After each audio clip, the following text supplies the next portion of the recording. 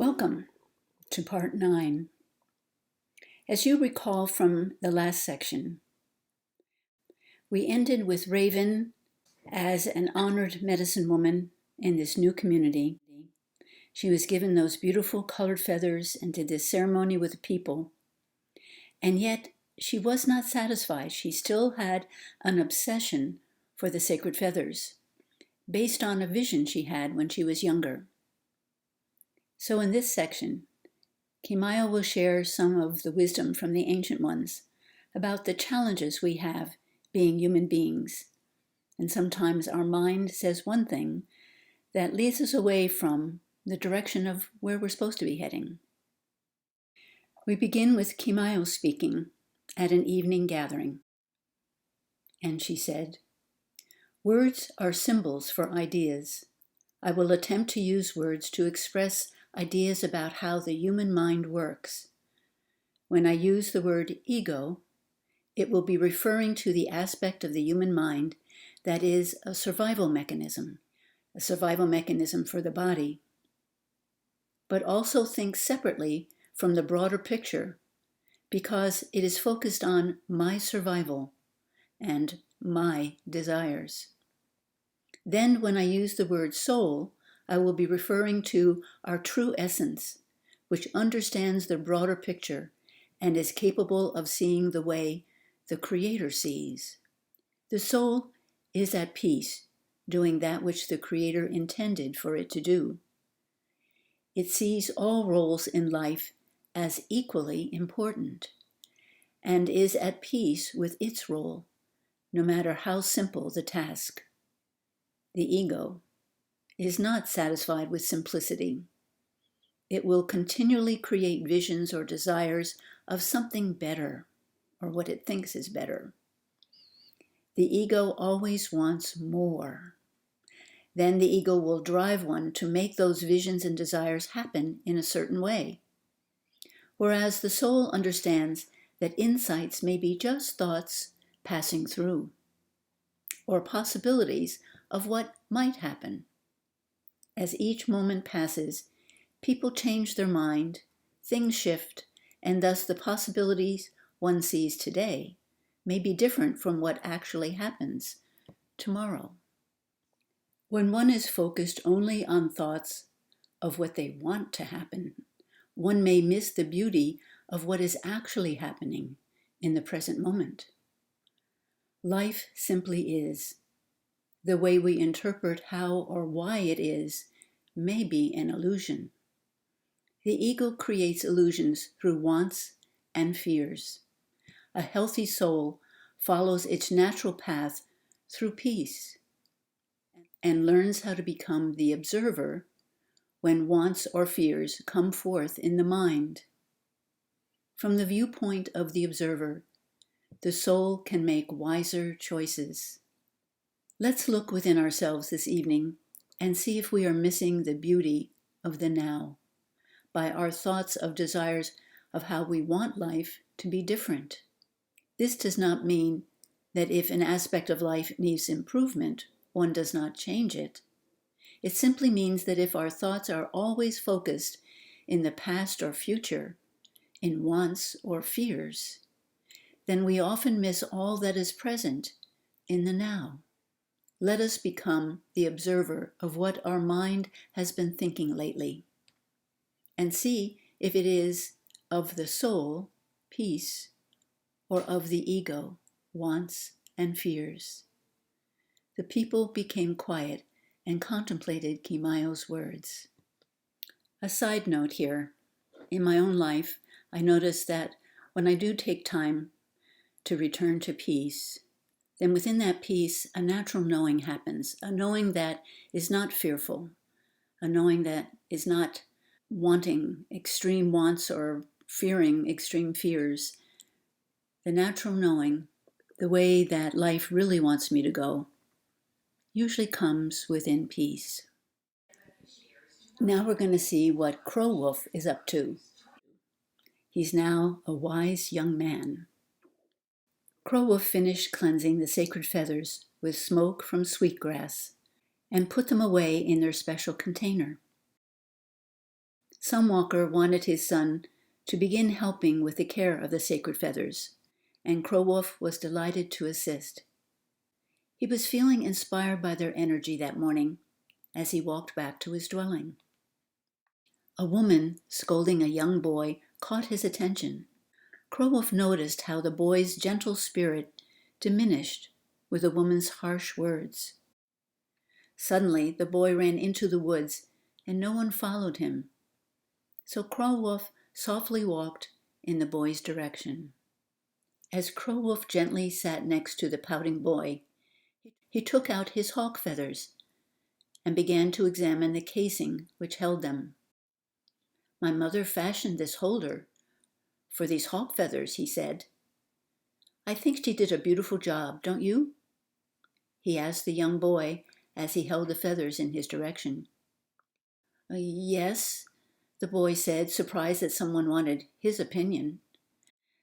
Then he added spontaneously, "A carving of a hawk on the casing might add to the spirit of the piece." "That is true," commented Crowwolf, treating the boy as an equal. "I wonder who could do such an intricate carving as a hawk soaring on the wind." "I think I could," the boy said timidly, not sure it was his place to offer. "Could you?" responded Crowwolf, with great enthusiasm. "I want the original casing to remain the same, but would love to have a decorated sheath to place over it when I use these feathers in a ceremony," he explained. The young boy looked down at the ground. He wanted so much to design the new sheath for Crowwolf, but had just been scolded by his mother for wasting time on drawing and carving when he should be making useful tools, like his older brother was doing. Crowwolf knew the young boy's thoughts and self-doubt, since he had heard his mother's harsh words. So he asked, "How would you like to learn how I fashion my hunting tools?" Everyone in the community knew that Crowwolf's tools were superior to anyone else's. The boy's eyes widened. "Me?" he coughed out. "You would teach me that craft?" "Yes," Crowwolf answered. "I will tell your mother that I will need to teach you from sunrise to midday each day. And during that time, you can give me something in return. You can fashion my new hawk sheaths and show me your skills." The young boy was happy and yet still sad. "My mother says I should be more like my older brother, doing useful things and building up my physical strength." "Ah," replied Crowwolf and added, "Would your mother have an eagle fly backward and forward like the hummingbird? Would she have the palm tree give berries like the blackberry bush?" He was glad to see the young boy smile at the analogy, knowing that the boy understood its deeper meaning. Crowwolf continued, looking straight into the boy's eyes. "You are exactly as you are, because that is how the Creator wants you to be. The Creator does not make mistakes. It is our interpretation of what we think the Creator wants that may be mistaken." He continued, "The Creator knows that if everyone did only hunting, then there would be no one to make clothes or prepare the food. If everyone did only practical things, then who would inspire the people? Carving and drawing, when done from the soul's inspiration, inspire people who view it. You are a great inspirer, young one, and I will call you Spirit Song from now on, and tell your mother of the gifts I see in you." The boy could not stop the tears pouring out of his eyes, but they were not tears of sorrow. They were tears of appreciation. Crowwolf commented, "It is good to be sensitive enough to cry, my friend. Those who have hardened hearts usually only use their energy to destroy or tear things down. You use your energy to create and build things up, and I'm proud of you. I will go now and tell your mother that I have selected you as my new apprentice, and I will call you Spirit Song since you will bring much inspiration to people through the spirit of your work. You play the flute also, don't you? He asked, and the boy nodded yes. Come to my dwelling tomorrow when the sun rises, and we will begin our exchange of service. A balanced interchange is important, and it's a part of the law of giving and receiving. Believe in yourself, because I believe in you, he concluded. Crowwolf's smile and words were so warm and genuine that the young boy could not move as he watched this honored one walk toward his mother. Spirit song, he said over and over in his mind, and his heart opened with a radiance he had never felt before. He could see in his mind's eye exactly how he would fashion the hawk on Crowwolf's sheath. After Crowwolf left his mother, she came to look for her middle son and hugged him. She did not have to say the words, for he could feel that she was sorry and also proud of him at the same time. Keymyu's words that evening echoed what Crowwolf had shared earlier in the day with the young boy. She said, "The ancients created peace in their communities by honoring the gifts that each person had. They did not expect everyone to be a perfect athlete or the most skilled hunter or the best garment maker. They understood how the creative spirit of life gifts each of us in different ways, and it all balances itself. It is up to us to listen to our heart's song and develop what brings us joy and what is also of service to others. The person who is gifted in taking care of children is as important as the finest hunter, storyteller, or toolmaker. Inward and outward strength need to be balanced within personal relationships as well as within community relationships. The ancients warned against gossip or criticism of others. The energy we send out in our thoughts, words, and deeds will return to us, sometimes greater than how we sent it out. If you want people to be kind to you, be kind to others. If you want people to appreciate you, appreciate others. If you want people to believe in you, believe in others and also in yourself. We cannot share with another what we have not yet learned how to share with ourselves. When people are not appreciated as they are, the good in them is unable to grow. A wounded soul often becomes angry or uses manipulation to get what it wants. Therefore, by showing appreciation to others, we encourage their soul to become healthy and balanced. All these things the ancients lived. Let us now take a few moments to be silent and look at how we can honor the gifts in those we know. How can we appreciate those in our family more? How can we encourage and support all around us more? While the people were silent, contemplating Keymyu's words, Hummingbird, Sunwalker, Keymyu, and Crowwolf joined in raising the energy of the people by adding their energy to the meditation. Hummingbird commented, "We must become lighter." "I know," said Keymyu. "I sense the same thing. It's almost as though the molecules in our body need to become lighter. But that makes no sense to my logical mind." "It is something we will understand and become later," Crowwolf responded. "Often I receive information that only makes sense later on." "How did you get so wise?" Sunwalker laughed as he hugged his son with deep love. "It is from you and everyone who has lived before us," Crowwolf replied. "When I'm open, I can experience the understanding of all that has been experienced before. The consciousness that created life knows all that has been experienced." The four of them nodded in agreement and then joined the people in the evening meal. Their community was getting closer and stronger every day. Meanwhile, what's happening with Feathered Trumpet? Feathered Trumpet, now Brave One, was honored at this evening's meal because he and his newly trained hunting group had killed the yellow, brown, spotted beast and brought it back to the community. The people were grateful because now they would no longer be afraid when leaving the village to gather food. Many cycles of the season had passed, and the elderly leader was still alive. He was training his son to take over when he passed over to the land of living light. Why am I not being trained to take over as leader? Thought Brave One as he sat down to eat.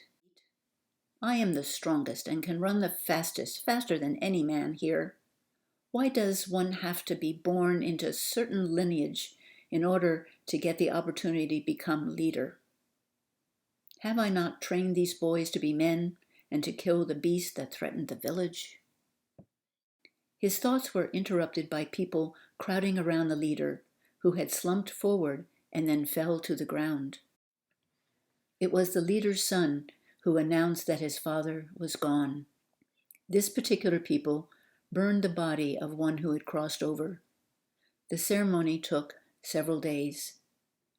Brave One did all the appropriate things, but his thoughts were really on how he should be the leader. On the final day of grieving, the son spoke to his people. My father's wishes were that we remain a peaceful people. Many of our men have learned new skills of how to hunt and kill. My father's last words to me on the morning of his passing were, let us never use these hunting and killing skills on each other or on other humans. We were created to balance and protect Mother Earth and all she gives to us. If he were here, he would tell you that the leader he chose was someone who would bring harmony, not only to our people, but also to the environment where we live. I will strive to continue my father's wishes and ask you to join me in fulfilling his request. The people raised their hands in appreciation of the new leader's words. Everyone agreed except Brave One. He was angry, and his thoughts were, we need to conquer other people and other territories, become more powerful. We were created to dominate over living creatures, and the strongest one in nature would always be the leader. You foolish people, I am the one who should lead. I know more than anyone here. He shouted these things in his thoughts. Then why have the people not asked you to lead them? Asked one of the young boys who first brought Brave One to this village. Brave One jerked backwards. Had this boy read his mind, he wondered? No, he must have read the anger on his face. But the young boy kept looking at him pensively and then said, our people have always looked at a leader as one who brings harmony, because anyone who would bring disharmony would cause fights among the people until we destroyed each other, and then there would be no village left. You have taught us many good things about hunting and protecting ourselves, Brave One. But until you have the peace and welfare of the community as your highest goal, then the people will not see you as a leader. The boy's mother interrupted him by taking his hand and leading him quickly back to their dwelling. Brave One sat there and pondered the boy's words. Peace and welfare of the people have not been my goals. I suppose my motives were more about glorifying myself and showing how powerful I was. Then visions of the people fighting in his old village filled his mind. He remembered their hateful words toward him and the destruction they were beginning to do to the village. Did I cause those people to be rebellious and fight each other? He asked himself and then forced that answer away. No. Peace is boring, he decided. He concluded by gathering his hunting things together. He decided to leave this village for a while and let the people see how well they did without him. He had heard that there was another village to the north. Maybe the people in that village would like adventure more than peace. When he left, he made sure that everyone saw him. Back to Keymyu's community. One evening at the fire, some walker began. A healthy soul allows the mind to become silent now and then. Through silence and peace, a soul can balance itself. When one allows certain thoughts to take over the mind and control it, then silence and peace are difficult to find. To meditate, one has to want peace above all else. The human mind and imagination can create many diversions to keep the mind from becoming still. The human ego will see peace as boring and unproductive. The ego prefers power, possessions, and continual activity, anything that will puff itself up. The ego creates thoughts of me. Inner wisdom brings forth the understanding of we. Tonight we will look within ourselves to observe any compulsive or obsessive thoughts which may be keeping us out of peace. For example, if one feels driven to have, do, or be something, one may ask if this is from the soul or the ego. The soul's path may be to explore a certain avenue in life because it brings one's heart joy and also serves others. The ego will fester, worry, scheme, manipulate, or dominate to get what it wants. There is no peace within the ego's realm. There is peace in the soul's realm. Which will you choose, peace or war, love or fear? Some walker concluded with, let us be quiet and go within now and look at what has been occupying our thoughts lately, and whether the experience is from the soul or the ego. Everyone sat quietly as they looked within. Back to Raven's community. Raven did not like the feeling of anxiousness that she was feeling this morning. She tried to quiet her mind, but kept sensing that some kind of danger was approaching. She tried walking in nature to calm down. She tried bathing in the pool to quiet down, but the anxiety seemed to grow and grow. When Raven unconsciously knocked over the container with the morning meal in it, Gentle Breeze went over and softly touched her shoulder. What's wrong, Raven? You seem agitated and worried. Raven shook her head and sat down. I cannot figure out what is happening to me, she began. I have not felt this way in a long time. I have been getting these strange thoughts that our community needs to move. But why would we do that? Asked Gentle Breeze. We are so peaceful here. That's just it, Raven continued. I feel as though something or someone is coming that will destroy that peace. What could that possibly be? Inquired Gentle Breeze. Let me talk to the council, Gentle Breeze suggested, and I will see if anyone else has been feeling anything unusual. By midday, Gentle Breeze had gathered 6 people and brought them to Raven's dwelling. All of these people have been having similar feelings, but thought they were the only ones feeling that way, explained Gentle Breeze. Raven asked, so 7 people in the village feel that we need to leave and move to another place? A soft-spoken man with long white hair responded, perhaps if we leave some of our supplies and dwellings here, and then travel a bit on a sacred quest to understand these troubled feelings, then we will not have to destroy the possibility of returning home, if the cycle of unrest passes. A very wise proposition, Raven agreed. Perhaps a short journey away from this place will clear our minds, and then we will not have to close the door to returning here if it feels right. All nodded their heads in agreement. Now, who was going to tell the people? They asked Raven to prepare a ceremony, which he would share how a short journey would be good for the community. A sacred quest, she said, into the mountains to the east would help strengthen the health and prosperity of the people. Little did she know who was watching and listening in the bushes nearby. Brave One had come upon this village and immediately recognized his guards with their new mates and children. It was not long before he spotted Raven talking to a group of men and women. So where are the sacred feathers, he wondered. Perhaps I'll stay hidden until I see where she hides them. And then I will reclaim what is mine and take over these people, he sneered. However, at the ceremonial fire that evening, he saw Raven holding up a group of brightly colored feathers and heard her convince the community that they needed to take a sacred journey into the mountains to the east. I can wait until she reveals the sacred feathers, Brave One whispered to himself. There is no use showing myself now.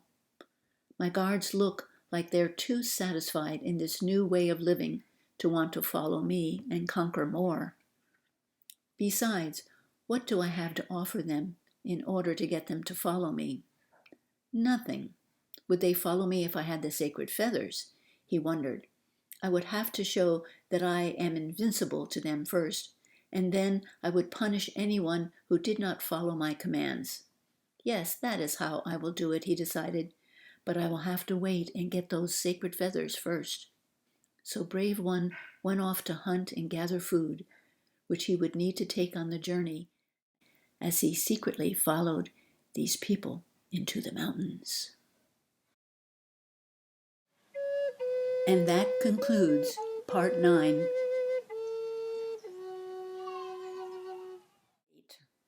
Thank you for all of you who are still watching. Hope you're enjoying it. I send you my love and blessings. Until next time, namaste.